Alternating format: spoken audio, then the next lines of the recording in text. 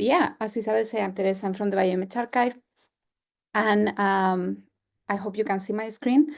And as Isabel was saying, the archive has been introduced in several of the talks before. So I'm just gonna introduce briefly what the BioImage Archive is, and then I'm gonna talk about a few things that can facilitate data submission to our repository. So the BioImage Archive is EMBL-EBI data resource for biological images, and we store and serve biological images from multiple modalities, as you can see here in this slide, where we can see some of the submissions that we have in our archive. You can see that we have different types of microscopy and also some other types of imaging in general, like ultrasound and micro CT scan here. And the images are also across many different scales. And apart from images, we also accept submission of annotations, for example, segmentation masks, probability masks, class labels, bounding boxes, etc.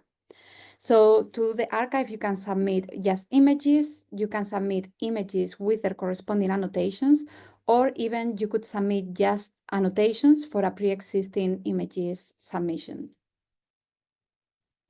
So what we aim with the BioImage Archive is to enable the reproducibility of public scientific results. So most of our submissions are related with scientific publications, but we also serve reference datasets like cell atlases or benchmarking datasets. And finally, what we want to promote is the reuse of biological images that can be used for many different things. They can be reanalyzed, we can gain new scientific insights, but they can also be used for training, teaching, or for developing image analysis tools. And at the core of everything we do is making biological images and annotations fair, which is a concept that doesn't need introduction after the many introductions that we have had today. So publishing in the BioImage Archive comes at no cost. It's absolutely free to submit data to us or for us to host your data. Submission size is usually not an issue. So you can submit very large data sets. We only need usually a heads up to make sure that we have enough space in the holding area where we keep the data before we transfer it to permanent storage. We provide permanent identifiers for the data in the form of accession numbers, but also DOIs. And you can control when the data becomes public. So you can make a submission to the BioImage Archive, you will get your accession number and your DOI, but you can still keep your data private. For example, if you are working on a publication until your publication comes out, and then once you are ready, you can make your data publicly available. So we have had already quite a lot of people saying why you should submit to repositories, but I just wanted to mention a few more reasons. Contributing to making science more open is something that has been mentioned, and making science more fair. But in a more selfish point, also you will be delegating long-term data management. Images are getting larger and larger, so it's not feasible for many labs or facilities to keep lots of images stored in the long term. So we will be doing that for you and for free. Also, it has been published in many scientific publications that if you make your data publicly available, you will get more citation and increase your work's visibility. And finally, you will be enhancing the potential for collaboration. So this is just a video of our new website where we saw some of our submissions where we have images that we have converted to OMSR, so they are browsable. So imagine that you make a submission to the BioImage Archive and you want some collaborators to look at your images to work in image analysis tools. You don't have to send them the images anymore. They can just come to the archive, look at the images, and see what tools they could develop for you. So it really enhances the potential to collaborate with other people. So I hope this convinced you that submitting to the BioImage Archive could be useful for you. Now, what do you have to do to submit? First of all, you will need to check the scope. So we accept submissions from many modalities, as I was saying before, but for example, we don't accept submissions from patient identifiable data. Then you will have to prepare your data and basically organize it in a way that makes sense for the submission. Then you can register an account with BioStudies, which is another EBI service, and we use their submission system. Once you have that, you can upload your data, and you can create what we call the file lists, which is basically a spreadsheet where you indicate which files you are going to relate to a specific submission. And then you can start entering the metadata in the submission tool. We have a web form that makes this easy for users and is quite user-friendly. And finally, you can complete the submission. Your data will be copied to permanent storage. You will get your accession number. But at this point, as I mentioned before, your data could still be private until you are ready to make it public. So now, let's talk a little bit about what facilities can do to facilitate the submission of data by users to the BioImage Archive. We are working on some things like an API for programmatic submission, but those things are a little bit farther down the line. So I wanted to talk about things you can do now.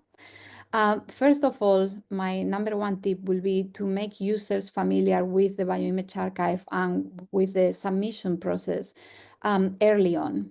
So I was talking with some facility managers recently in the hands-on all-hands meeting of Euro-BioImaging, and somebody mentioned that they always share this with users of their facility. This is a free training resource that is available at the training page from EBI. And this is just like kind of like, we call it a quick tour of the BioImage Archive. It explains you a little bit what you can do with the BioImage Archive and how you can submit, download data, etc. So it seems that people from facilities find this very useful, but there are also other resources available. Of course, we have help pages and things like that. But another one that I wanted to highlight that already has been highlighted is this recipe that Isabel wrote for the FAIR cookbook, where she describes step by step how to make a deposition of biological image data. Another point that I will make a little bit related with the previous one is to make sure that users understand that metadata, what metadata is going to be required for submission into the BioImage Archive. So I'm very lucky because REMBI has also been introduced previously. So this is the metadata standard that we use for the images themselves. But we have another metadata standard that is for the annotations. So segmentation masks, class labels, counts, all that. So here, apart from the REMBI modules that have been kind of discussed before, you will need to give information if you are submitting any annotations, for example, about how you created the annotations, if they are created by a human or if you use software, what quality control was applied, etc. So if users are familiar with the metadata that are going to need to input for a submission, that will make it much easier down the line, because we know that scientific publications can be years in the making, right? So you don't want to have to come back to experiments you did like 2 years ago or longer, and try to figure out how you did the experiments and what should be the correct metadata. And for that, I also wanted to highlight that there are several tools that can help users to track their metadata or to extract metadata. And we just heard a very nice presentation about the Data Hub ISA JSON template. Another tip will be to start early. So we regularly have users in the BioImage Archive that message us a little bit in a panic because they are at the final stages of publishing. And then the journal tells them, we cannot publish your article without you making your data publicly available, and you need to do it by tomorrow. So then it becomes quite stressful. So what I would recommend is that people start submitting the data to the archive at the same time they start with the publication process, at least. As I say before, your data can be private until you are ready to make it public. So you can make the submission, and then you could even add more experiments during the revision process, etc. And this is particularly important, I would say, for file upload, because if the data set is really large, that can take a little bit of time. And my last tip will be to liaise with data stewards when possible. Again, this is something that has been nicely introduced before, but we know that data stewards are the professionals of data management. And I appreciate that not all facilities have data stewards, but of course there are resources available. We have Isabel, who is the data steward for Euro-BioImaging, that definitely has helped BioImage Archive users when they had more complex projects or more collaborative projects that they need a little bit more help. We also have a newly minted data steward in the BioImage Archive called Melina.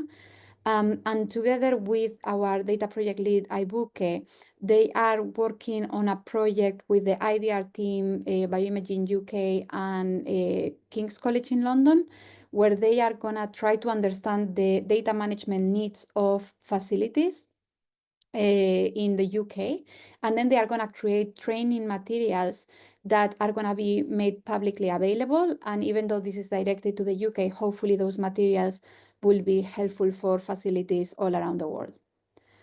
And with that, I think I kept it within time. I just want to thank everybody at the BioImage Archive team.